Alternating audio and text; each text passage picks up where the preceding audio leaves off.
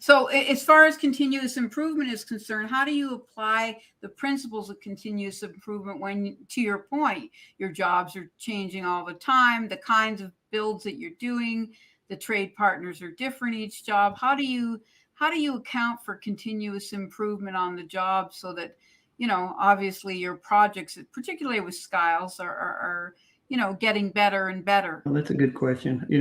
Trying to think how the best way to answer that. The being able to work with different people all the time is just it makes you have to stop and think, okay, how do I handle this person? How do I make this better? How do I deal with it? How do I get them to look at something a little different than they're used to looking at it? We're constantly challenged with, there's a certain number of teammates that always like to kind of push you a little bit, and it's my job to try to figure out a way to get them to do what they need to do with a different frame of mind.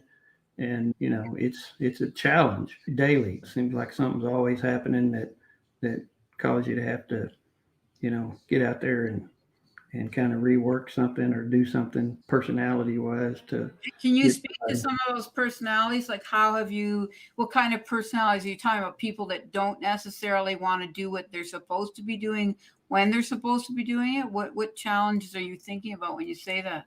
Well, there's some that come to the job site, they're used to doing it a certain way, or they want to do it their way, which, you know, what I try to tell them, what everybody, when we start a job is, I'm not going to let somebody basically screw you, and I'm not going to let them, and I'm not going to let you screw them, basically. So we've got to work together. You got to get out here and talk to each other and be a part of the team, or, you know, you don't have to threaten people with things, but you just got to know that if somebody's not, if you got one guy that's not, or one trade that's not doing their part, we just need to go to their company and ask for somebody else. We can't let one trade partner pull down the rest of the team. And we've been pretty successful with that, but everybody needs to be accountable for what they're doing.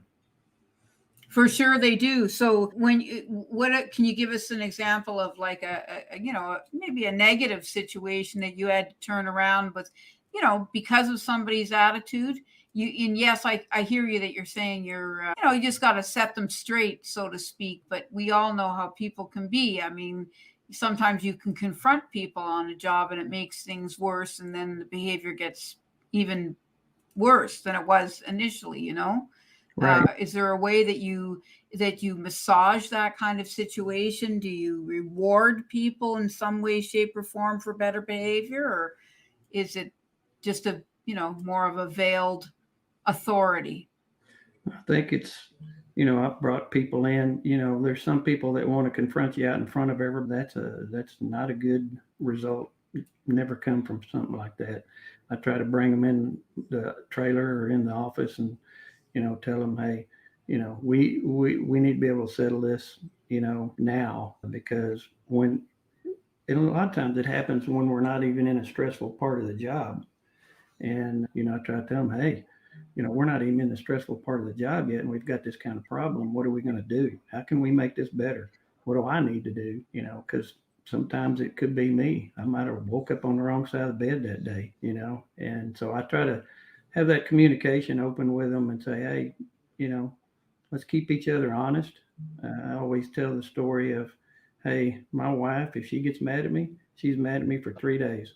Well, I know it, and she knows it, and I got to wait that time out. But on the job site, we got to be able to get over things because we're working with each other every day, and I can't have somebody sabotaging the job because they're mad at me or something like that.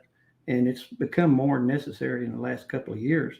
It seems like we're dealing with a different generation now, and old time superintendents that holler and scream and stuff like that.